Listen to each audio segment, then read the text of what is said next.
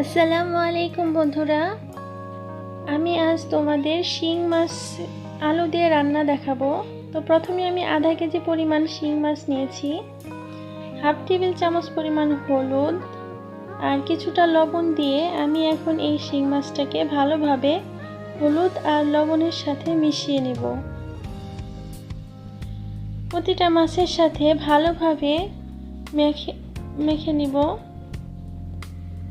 তো মাখানো হয়ে গেলে আমি এখন এটাকে একটা সাইডে রেখে চুলার মধ্যে একটা প্যান ভালোভাবে গরম করে নিচ্ছি। তো হাই হিটে প্যানটা গরম করা হয়ে গেলে আমি এখন এখানে হাফ কাপ পরিমাণ রান্নার তেল দিয়ে দেব। তেলটাকেও আমি ভালোভাবে গরম করে নেব। গরম হয়ে গেলে এখন আমি শিং মাছগুলো একে একে দিয়ে দেব।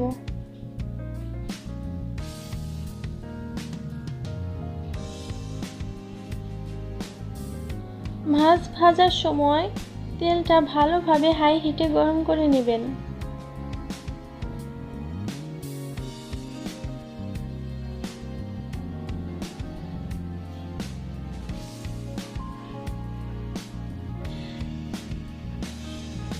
আমার একবারে মাছগুলো আটবে না, তো আমি অর্ধেক অর্ধেক করে মাছগুলো ভেজে নেব।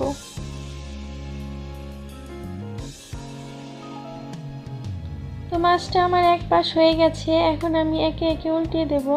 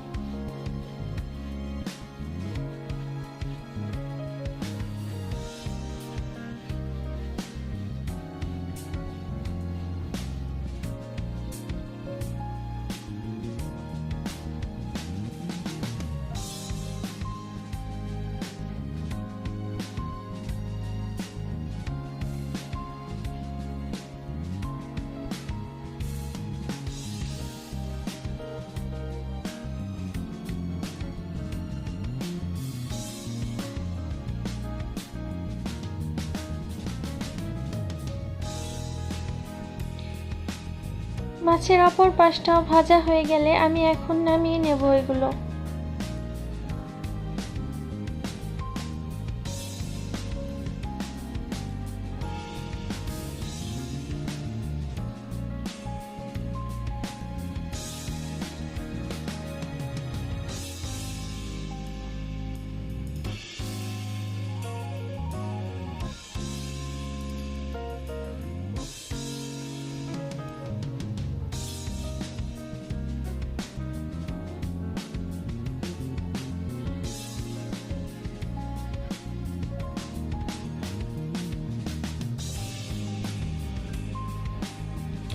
এখন আমি যেগুলো আগে ছিল ওগুলোকে আবার দিয়ে দিচ্ছি।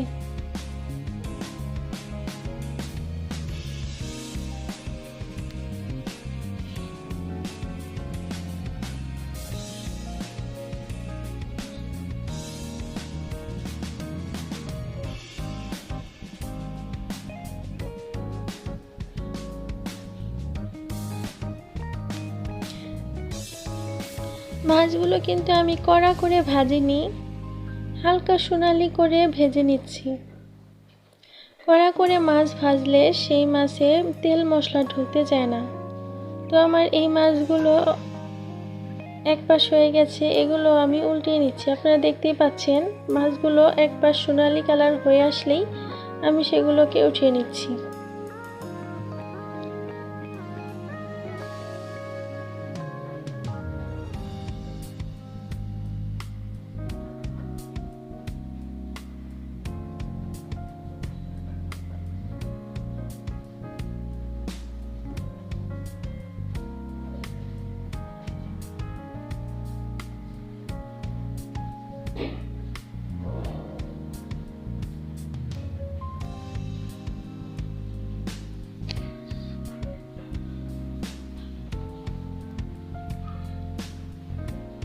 তো মাছের এই পাশটাও হয়ে এসেছে, আমি এখন এগুলোকে নামিয়ে নেব।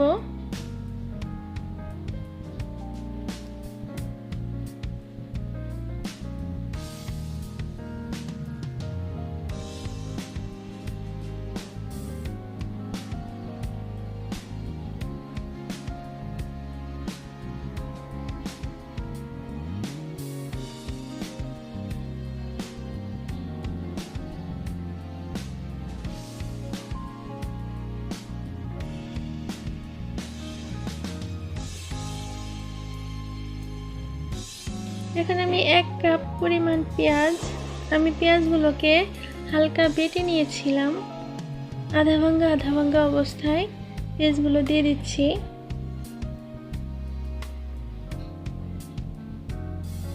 পেঁয়াজগুলোর সাথে আমি কিছুটা লবণ অ্যাড করে দিচ্ছি।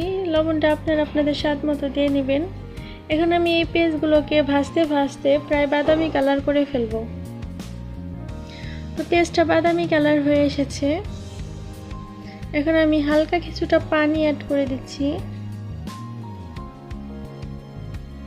এখানে রসুন দিয়ে দিচ্ছি 1 টেবিল চামচ পরিমাণ। রসুনটা একটু ভেজে নেব এর সাথে। প্রায় 30 সেকেন্ডের মতো আমি এই রসুনটাকে পেঁয়াজের সাথে কষিয়ে নিচ্ছি। এখন দিয়ে দিচ্ছি আমি 1 টেবিলের বেশি একটু মরিচের গুঁড়া, 1 টেবিল চামচ পরিমাণ হলুদের গুঁড়া, আধা চা চামচ পরিমাণ ধনিয়ার গুঁড়া, 1 টেবিল চামচ পরিমাণ জিরার গুঁড়া। মাছ ভুনার ক্ষেত্রে বা যে কোনো তরকারিতে মাছ রান্না হলে সেই তরকারিতে জিরা অ্যাড করার চেষ্টা করবেন, এতে করে ফ্লেভার সুন্দর হয়। দেখতে পাচ্ছেন ভিউয়ার্স, আমার কষানো হয়ে গেলে আমি এখানে একটা বড় সাইজের টমেটো অ্যাড করে দিচ্ছি। টমেটোটাকেও আমি কিছুক্ষণ কষিয়ে নিয়েছি। এবার আমি 1 কাপ পরিমাণ আলু দিয়ে দিচ্ছি।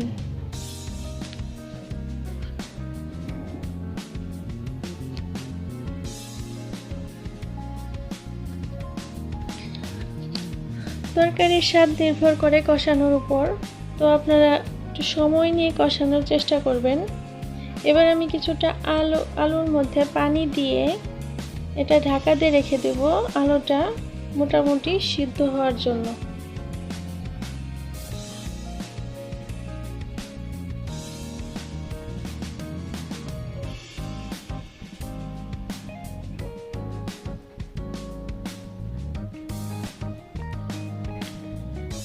আমি কিছুক্ষণ পরে ফিরে এসেছি।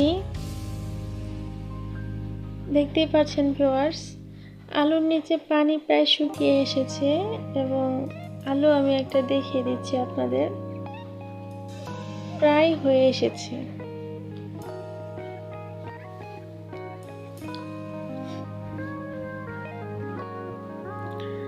তো এটাকে ভালোভাবে কিছুক্ষণ কষিয়ে নেওয়ার পর আমি পানি অ্যাড করে দিচ্ছি, প্রায় 2.5 কাপ থেকে 3 কাপ পানি।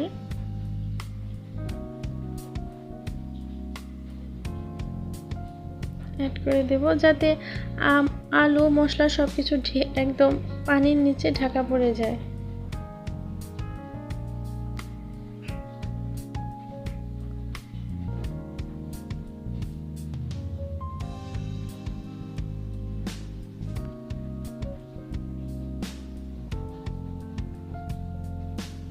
এবার আমি এটাকে ঢেকে রেখে দিই বলক না আসা পর্যন্ত। তো ভিউয়ার্স দেখতেই পাচ্ছেন বলক চলে এসেছে। এখন আমি ঢাকনাটা খুলে শিং মাছগুলো যেগুলো ভেজে রেখেছিলাম ওগুলো একে একে দিয়ে দেব।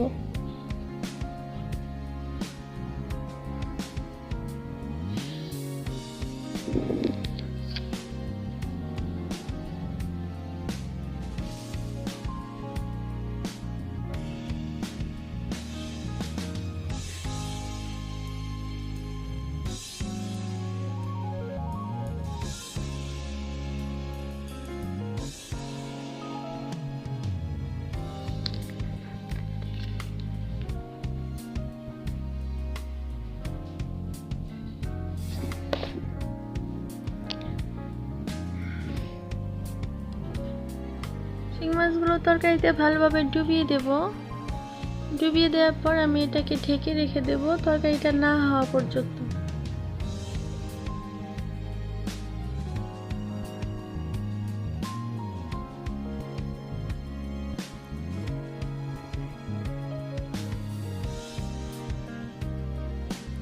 প্রায় 5-6 মিনিট পরে আমি ফিরে এসেছি। এখন আমি কয়েকটা কাঁচামরিচ দিয়ে দিব ফ্লেভারের জন্য। আমি শুকনো মরিচ এমনিতেই বেশি দিয়েছিলাম, তো আমার ঝালের তেমন দরকার নেই। কাঁচামরিচটা আমি জাস্ট ফ্লেভারের জন্য দিয়ে দিচ্ছি।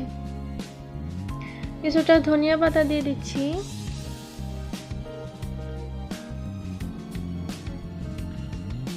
এখন আমি এটাকে ঢেকে রেখে দেব 2 মিনিটের জন্য।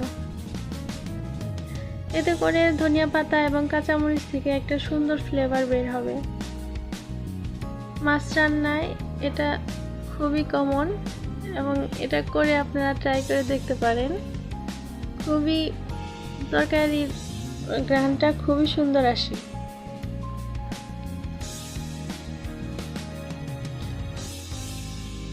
তো 2 মিনিট পরে আমি ফিরে এসেছি। আমার রান্না প্রায় হয়ে গেছে। এখন আমি এটাকে নামিয়ে সার্ভ করে নিচ্ছি। তো ভিউয়ার দেখতেই পাচ্ছেন কতটা সুন্দর কালার এসেছে এবং খেতেও এটা খুবই মজাদার হয়েছে। তো ধন্যবাদ। আসসালামু আলাইকুম।